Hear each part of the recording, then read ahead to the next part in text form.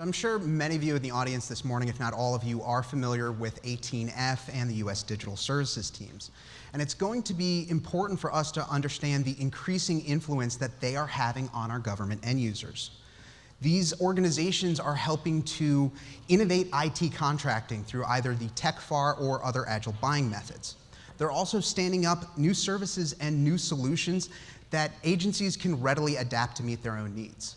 18F, for example, stood up Cloud.gov, which allows federal agencies to easily develop and roll out applications in a cloud environment. The U.S. Digital Services teams were called in to help Healthcare.gov, and the success of those teams really proved to the Obama administration their value. So in the FY16 request, there's an additional $100 million to establish digital services teams at all major federal agencies.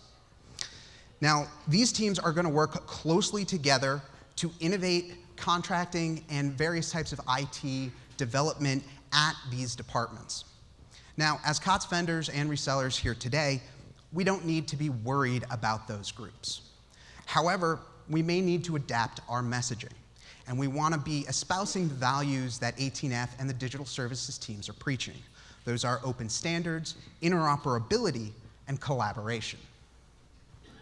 Now, on the management and acquisition side, we see actually two complementary trends that could really radically affect the conversations that you have with customers, both in terms of who decides to buy your products and in terms of how they choose to buy them.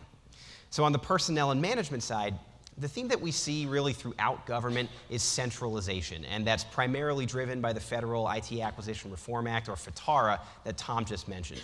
And this is a law that's about a year old, which means that we're really starting to see it take visible effect in the executive agencies. What it does, at least in theory, is give the headquarters CIO, someone who in the past we would have looked at as more of a policymaker or even to some extent a figurehead, a much bigger seat at the table in day-to-day IT decision-making. Now, the text of the law actually requires somebody from that headquarters office to sign off on all IT contract decisions made in their agency. So, for example, the CIO at HHS could theoretically be required to approve of an NIH product buy. Now, that would obviously be a massive change in federal procurement behavior. And we're not really seeing anything that dramatic, at least not yet. What we are seeing is more power rolling under the component CIOs and away from mission owners. And that means that in a lot of cases, your customer base is going to change. People who today are decision makers, over time will slowly become influencers.